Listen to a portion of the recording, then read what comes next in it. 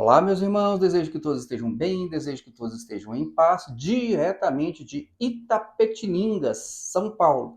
Trago para vocês mais uma carta de desligamento de um pastor da Igreja Cristã Maranata. Agora é a vez do pastor João Gomes da Silva. Lembrando que eu tenho ainda outras duas cartas que eu recebi para compartilhar com vocês, mas como esta aqui é fresquinha, eu vou passar na frente. Ela está datada de 13 de março de 2025 e já está circulando nos grupos de WhatsApp.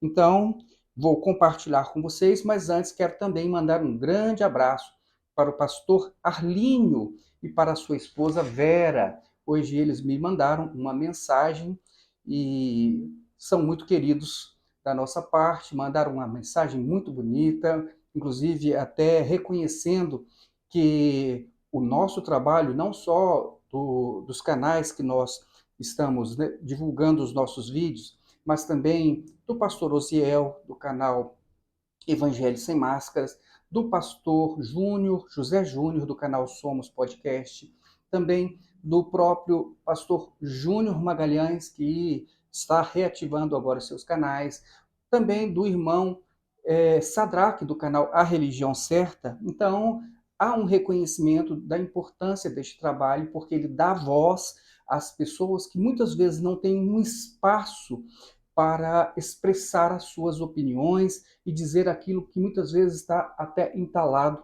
nas suas gargantas. Então, pastor Arline, um grande abraço, fiquei muito feliz de receber a sua mensagem e também a mensagem da irmã Vera. Roseli também ficou muito feliz e mais felizes ainda nós ficamos quando a pessoa que nos enviou o seu contato disse que o pastor foi reconhecido na igreja presbiteriana, inclusive foi jubilado lá pela igreja presbiteriana, ou seja, foi honrado pelas pessoas que identificaram o seu valor, o seu caráter, a sua sinceridade e a sua bondade, tá certo? Estive com o pastor Arlínio numa oportunidade pessoalmente e pude observar ali que realmente trata-se de uma pessoa de um bom coração. Então, que Deus abençoe o pastor Arline, que Deus abençoe a irmã Vera. E vamos então à nossa carta de desligamento. Diz assim: Belo Horizonte, Minas Gerais, 13 de março de 2025, a Secretaria da Igreja Cristã Maranata, Presbitério Espírito Santense, Rua Torquato Laranja 90, Centro, Vila Velha, Espírito Santo, CEP 29.106.720, e-mail secretaria@presbitério.org.br. Lembro também que esta carta, assim que possível, eu vou publicar no site Celeiros para você ler com bastante calma e tranquilidade, porque ela tem muitas coisas interessantes e que vale a pena você refletir sobre o que foi transmitido por meio desta carta. Mas vamos lá. Diz assim: eu, João Gomes da Silva, ele colocou o RG, o CPF, colocou o endereço, né, e ele diz: membro desta igreja desde 1983, venho por meio desta comunicar meu desligamento voluntário do ministério pastoral e do quadro de membros da Igreja Cristã Maranata a partir desta data. Minha contribuição para o crescimento dessa instituição ao longo desses 42 anos, sendo 25 anos como pastor. Vejam só, 42 anos de Igreja Maranata, 25 anos como pastor. E ele diz, então, minha contribuição para o crescimento dessa instituição é inegável, embora a instituição, por padrão, tenha ignorado os préstimos de seus colaboradores, membros e ex-membros. Inclusive, essa prática de tratar com desdém, ingratidão e desrespeito à membresia foi um dos fatores determinantes para a minha decisão.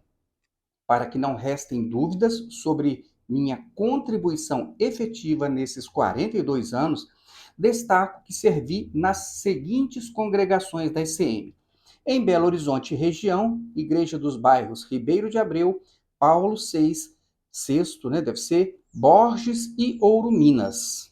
Na Grande Belo Horizonte, igrejas de Pedro Leopoldo, aí talvez sejam bairros: Matozinho, Bairro da Lua, Bairro União, Fernão Dias, Maria Gorete e Nazaré. Como voluntário, desinformado sobre as condições financeiras e patrimoniais da igreja, ou seja, ele não tinha informações sobre a situação econômica, financeira, patrimonial da Igreja Maranata. E ele diz o seguinte: por conta dessa desinformação, trabalhei sem qualquer remuneração, de boa fé, no gerenciamento eclesiástico de congregações locais da Igreja Cristã Maranata por 25 anos, período em que ele foi pastor e serviu a igreja como pastor, ou seja, nessas funções eclesiásticas. Além disso, nos Manaíns de Belo Horizonte, Minas Gerais e Divinópolis, Minas Gerais, prestei serviços por 20 anos nas funções de segurança, limpeza e apoio operacional. Também prestei serviços no prédio da Central de Belo Horizonte, tanto em reformas, trabalhando, obviamente, como pedreiro, ajudante de pedreiro, né, auxiliar e tudo mais. Então, ele diz, tanto como reformas, como segurança, além de participar das constantes evangelizações no local.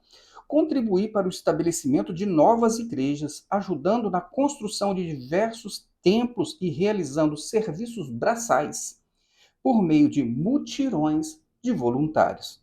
Vale ressaltar que, assim como eu, todos os voluntários não tinham e ainda não têm plena consciência sobre o que estava por trás desse voluntariado, uma vez que não é permitido acesso a informações detalhadas sobre os custos e receitas da instituição. Parece que ele está querendo dizer o seguinte: por que as pessoas são voluntárias? É porque a impressão que eles ficam é que a igreja ela está em estado de carência, de necessidade, ela não tem dinheiro, então por isso ela precisa que as pessoas trabalhem de graça, por isso ela não pode pagar uma faxina, ela não pode pagar, então, adequadamente, ajudantes de pedreiro, ela não pode pagar profissionais para fazer contabilidade, ela não pode pagar profissionais só para advogados, ela pode pagar, né? Mas para essas funções braçais, então as pessoas ficam com a sensação de que a igreja não tem dinheiro, então, portanto, precisa do voluntariado. A impressão que eu tenho foi essa. Então, ele diz que não tinha informação, então eles entendiam que o voluntariado era necessário, tá certo? Vamos repetir aqui. Vale ressaltar que, assim como eu, todos os voluntários não tinham e ainda não têm plena consciência sobre o que estava por trás do voluntariado, uma vez que não é permitido acesso a informações detalhadas sobre custos e receitas da instituição. Não há prestação de contas aos membros, nem mesmo aos ministérios locais. Nem pastor sabe da situação real financeira, econômica e patrimonial da igreja, né? Dessa forma, os voluntários nunca souberam quem realmente se beneficiava do trabalho prestado, visto que o resultado final era incorporado ao patrimônio da igreja. Então, todos trabalham e tudo que as pessoas fazem, mesmo para o ministério local, é incorporado ao patrimônio da igreja lá de Vila Velha. Então você trabalha aqui, você dá o seu serviço, você dá o seu dinheiro, você faz de tudo para que aquele trabalho desenvolva e tudo aquilo que for construído vai ser incorporado ao patrimônio de quem? De alguém lá em Vila Velha. Não pertence aos irmãos das igrejas locais, tá certo? Vocês estão trabalhando para aumentar o patrimônio da liderança. Ou seja, na verdade, de um líder apenas, que administra e tem poder sobre toda a situação econômica e financeira da igreja, porque ele tem essa função administrativa. Muito bem. Vamos lá. Ninguém sabe se a igreja possuía condições financeiras para pagar profissionais e cumprir com as obrigações fiscais e trabalhistas.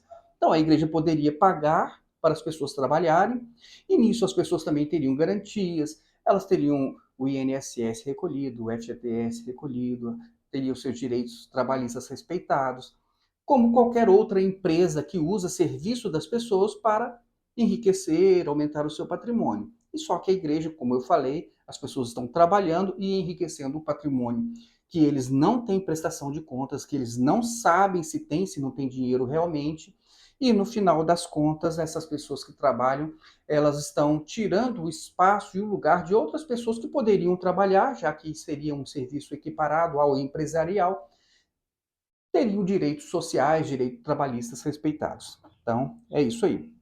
Ele continua.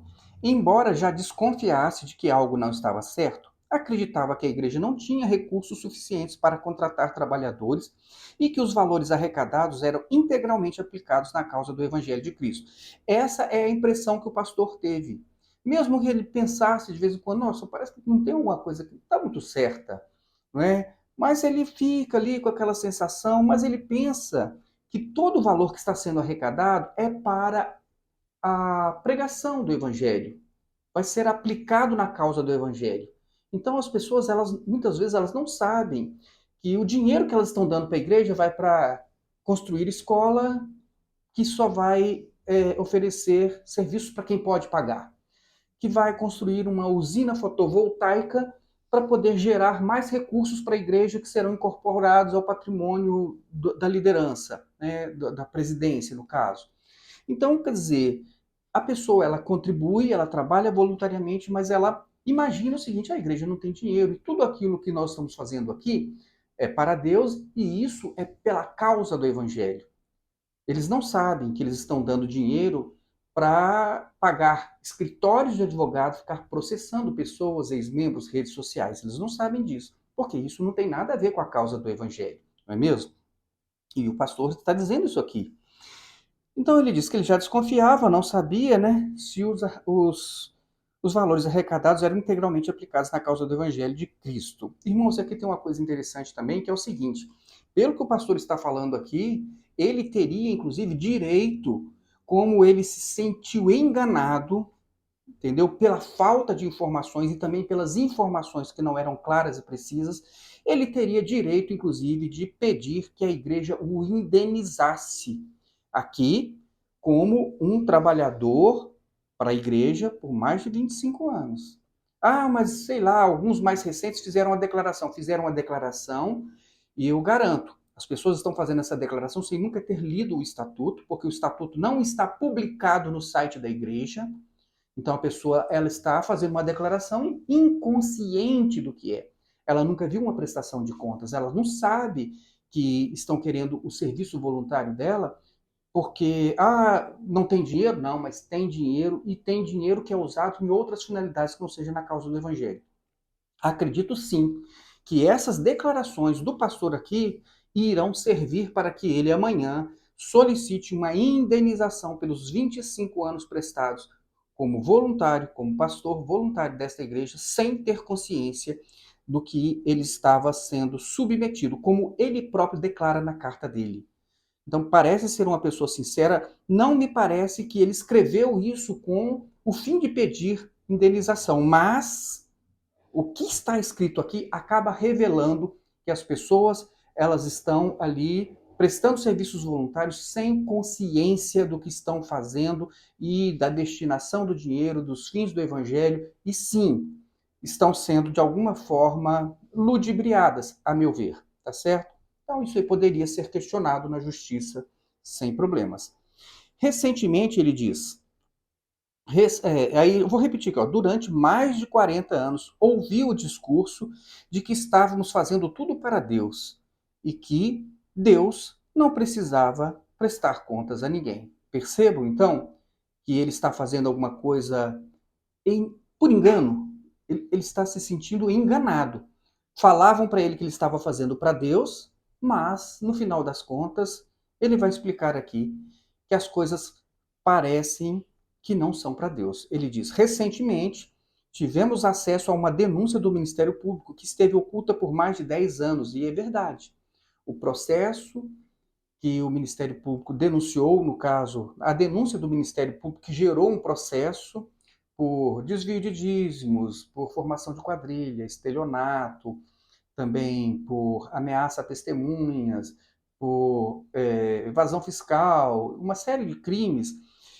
Esta denúncia do Ministério Público, ela estava em um processo que estava resguardado por segredo de justiça, então ninguém sabia de nada. Ninguém sabia de nada. E muitos pastores nem podiam perguntar absolutamente nada.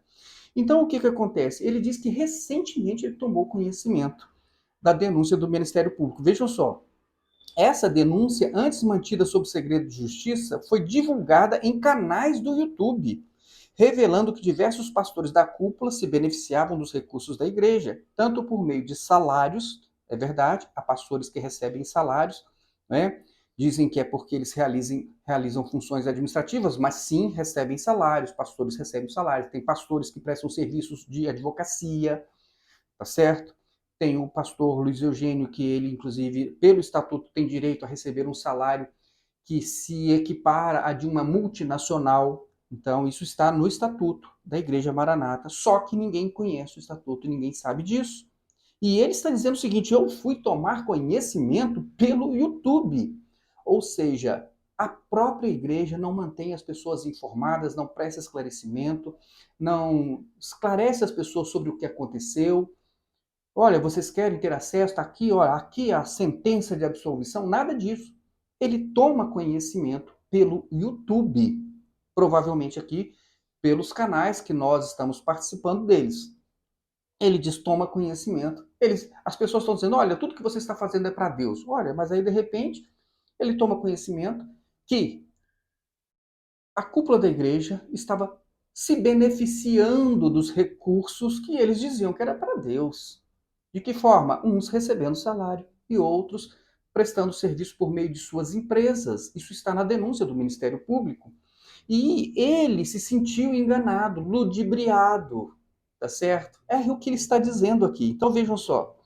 Recentemente tivemos acesso a uma denúncia do Ministério Público que esteve oculta por mais de 10 anos. Essa denúncia, antes mantida em segredo de justiça, foi divulgada em canais do YouTube, revelando que diversos pastores da cúpula se beneficiavam dos recursos da igreja, tanto por meio de salários, quanto pela prestação de serviços de suas empresas. Ou seja, enquanto os desavisados eram convocados para trabalhar de forma voluntária, os responsáveis pela centralização dos recursos não operavam com a mesma fé. Olha, você acredite, tudo que você faz, todo o dinheiro que você dá e tudo que você faz é para Deus. Agora o advogado recebe salário. Olha, mas não é para fazer para Deus? Por que o advogado também não pode trabalhar para Deus? Por que o Luiz Eugênio também não pode trabalhar para Deus? Por que então o Josias Júnior não pode trabalhar para Deus? Por que tantos outros pastores têm benefícios que os membros em geral não têm? Por que eles não podem, então, simplesmente trabalhar para Deus como eles estão dizendo que os outros devem fazer? Então, ele quer que os outros desenvolvam uma fé que eles não demonstram com as atitudes deles. Foi o que eu entendi aqui, tá certo? Então, vamos lá. Ele continua. Em meio a tantas decepções, minha esposa desenvolveu Alzheimer há 3 anos e tive que me dedicar a ela e aos trabalhos da igreja. Então ele estava com a esposa com Alzheimer e estava ficando difícil. Ele tinha que cuidar da esposa, mas ele também tinha que cuidar e manter ali as responsabilidades com a igreja, tá certo? E ele diz assim: tive que me dedicar a ela e aos trabalhos da igreja, o que dificultou minha capacidade de atender às inúmeras demandas do presbitério. Ele tem que cuidar da mulher, ele tem que cuidar da igreja, ele tem que ficar cobrando pessoas de grupos para mandar respostinhas para a GDUT. Então, o que acontece? Ele começou a sentir que a coisa ficou muito pesada para o pastor, né? Porque ele tinha também que atender a sua esposa e às inúmeras demandas do presbitério. Há 5 meses, minha esposa quebrou o fêmur, o que me afastou da liderança das igrejas locais para proporcionar o tratamento necessário. Então, além de tudo isso, além da esposa estar com Alzheimer, aconteceu dela quebrar o fêmur e aí precisava de muitos cuidados e da presença do pastor, de modo que ele precisou então se afastar do governo das igrejas locais para poder dar conta do tratamento da esposa. Tá certo? E ele diz o seguinte: no entanto, continuei participando das atividades gerais da igreja e estive sempre à disposição da liderança regional, especialmente do governo centralizado do presbitério de Vila Velha, Espírito Santo. Ou seja, mesmo ele não estando ali no governo direto de uma igreja local, ele estava ainda à disposição do presbitério e também da liderança local. Esclareço que o meu desligamento não se deve a qualquer tipo de problema de relacionamento com as pessoas desta instituição. Tampouco o ato, tampouco há ato de insubordinação à liderança ou pecado. Então ele está dizendo, olha, o meu desligamento não é porque eu tive nenhum problema, não tive nenhum desentendimento com quem quer que seja, e também não tive nenhum caso de insubordinação à liderança da igreja, e muito menos tem acusações de pecado que recaiam sobre mim. Então, não está em pecado, simplesmente decidiu se desligar e ele vai explicar o porquê. Minha decisão se fundamenta exclusivamente no despertamento espiritual que tive em relação aos seguintes pontos. Agora ele vai pontuar aqui o que fez com que os olhos dele se abrissem. A natureza da instituição, que se apresenta como igreja cristã, mas se posiciona fora do cristianismo, com constantes generalizados ataques a todas as igrejas cristãs no Brasil e no mundo. E isso acontece todo culto de seminário, acontece toda a EBD, Gedeuti está sempre atacando o cristianismo, e cristianismo inclui todas as demais igrejas cristãs e evangélicas. E isso fez com que os olhos dele começassem a se abrir, né? Esse constante ataque ao cristianismo, quando você diz, olha, esta igreja é uma igreja cristã. Olha, se é uma igreja cristã, por que então ela abomina o cristianismo? Então ela não é cristã. Então o próprio método ali de ensino da igreja Maranata vai mostrando que ela não é cristã. E aí ele diz, olha, a natureza dessa igreja então não pode ser cristã. Começou a chamar a atenção dele. E ele continua. Doutrinas, segundo ponto, doutrinas sem respaldo bíblico, que não são compartilhadas com as doutrinas reconhecidas como cristãs pelas demais igrejas evangélicas genuínas. E é fato. Quinta medida. Cadê o versículo bíblico que fala de quinta medida? Não tem. Por que nenhuma outra igreja tem esse ensinamento de quinta medida? Isso não é bíblico. Isso não tem na Bíblia. Isso não é ensinamento bíblico. Isso não é doutrina bíblica. Quimerismo. Qual igreja que vai compartilhar de uma doutrina dessa? Nenhuma. Nenhuma igreja cristã, obviamente. Porque não é bíblico. Porque não tem versículo bíblico. Entre tantas outras doutrinas da igreja Maranata, e eu não vou relacionar todas aqui agora, tá? Só estou lendo a carta do pastor. Então ele diz o seguinte, terceiro ponto aqui. Ensinos contrários à mensagem de Jesus e às epístolas do Novo Testamento no que tange ao amor fraternal, ao perdão, à graça e à misericórdia. Verdade. Então a Igreja Maranata, ela tem ali ensinamentos, inclusive pelo próprio presidente da instituição, que coloca-se contrário ao ensinamento de Cristo sobre amor, sobre perdão, sobre graça, sobre misericórdia, sobre amor fraternal. E é verdade, né? O presidente disse e repetiu recentemente que você não tem que perdoar pessoas que não são da Igreja Maranata. Ex-membros não precisam ser perdoados. E mais, ele diz o seguinte, que oração, por exemplo, você não precisa ficar pedindo nada a Deus em oração. Para que você vai pedir? Deus já sabe de tudo, então por que você vai pedir? Aí ele só não explica, então, o que as pessoas estão fazendo ali nas madrugadas. Eles estão fazendo o quê? Eles estão indo lá só para dizer, oh Deus, obrigado por eu estar aqui na Igreja Maranata? Ou eles estão intercedendo por A, por B, por C, por D, eles estão pedindo. Só que é o seguinte, eles fazem isso desde que conheceram a Igreja Maranata, e agora o presidente diz, então, que eles estão fazendo isso perdendo o tempo deles. Só estavam sendo enganados e levados à igreja para pedir, mas não é necessário pedir.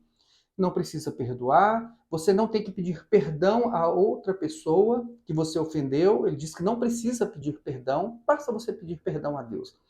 Ensinos antibíblicos, ensinos que são contrários à mensagem de Cristo.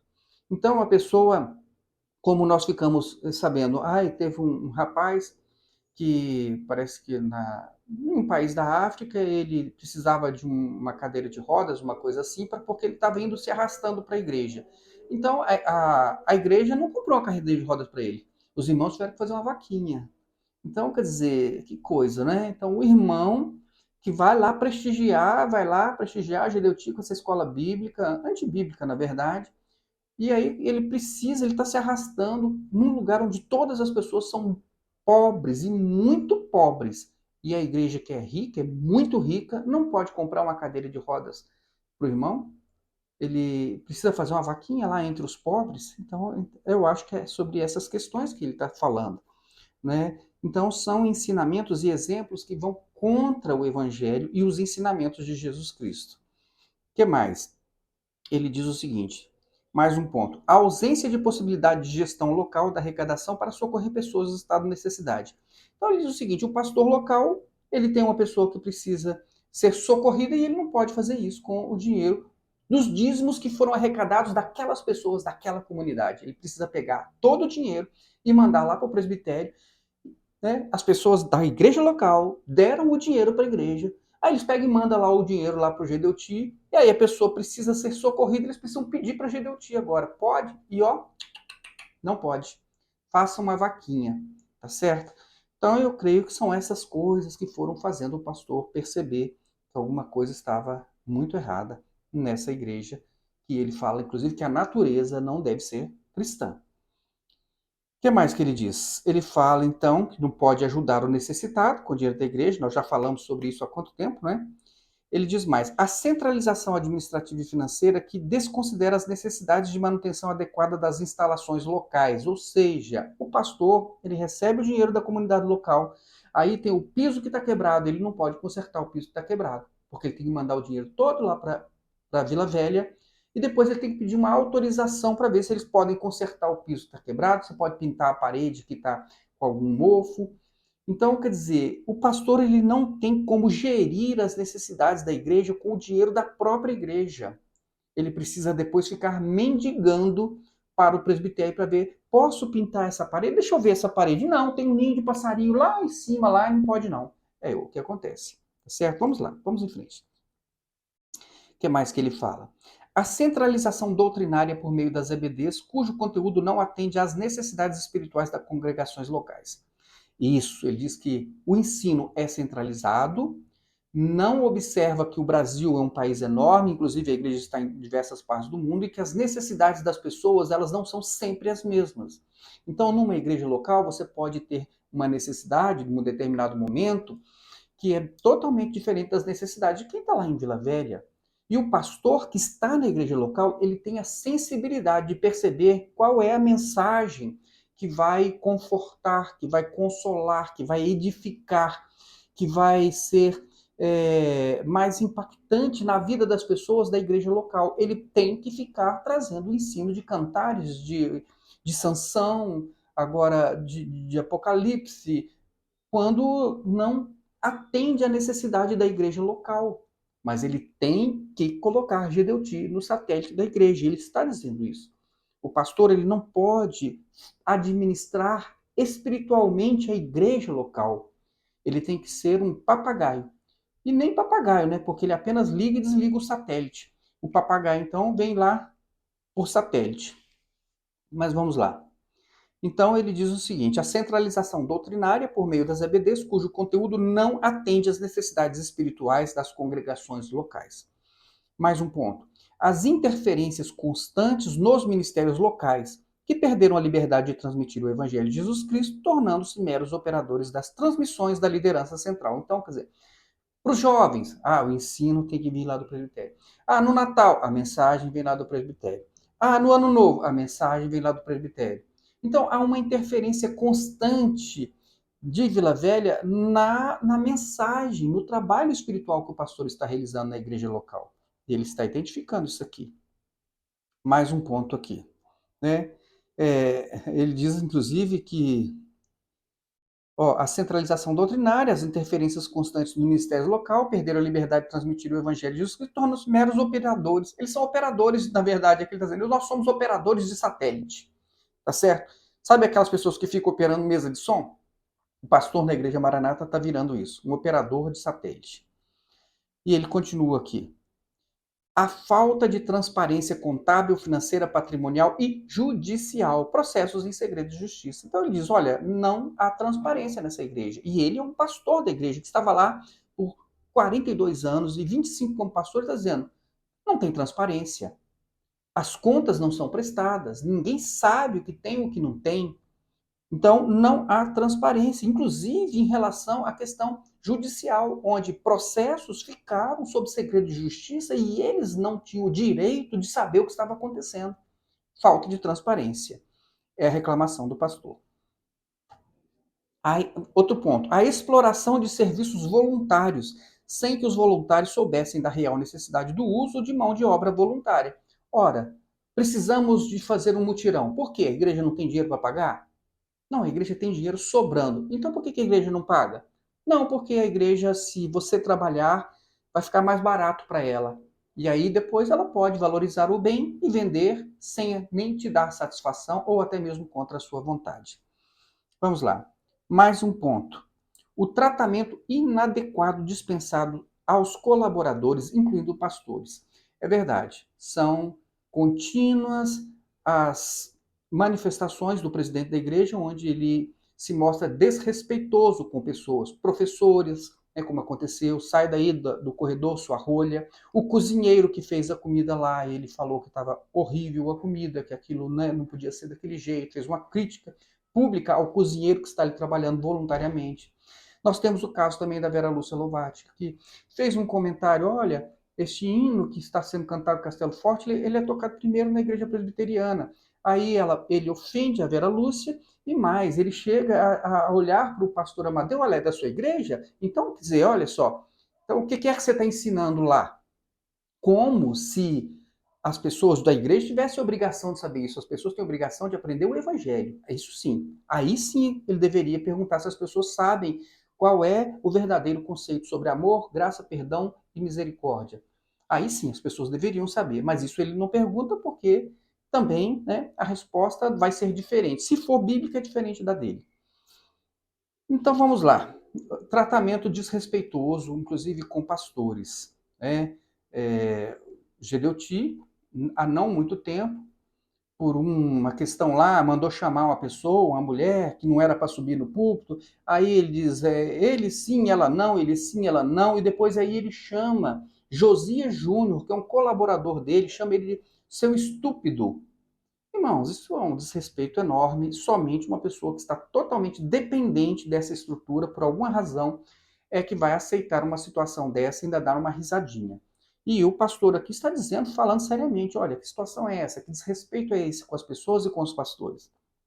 E ele continua, por esses e outros motivos, encerro esta etapa da minha vida religiosa nesta instituição para iniciar uma nova jornada em uma igreja cristã evangélica genuína.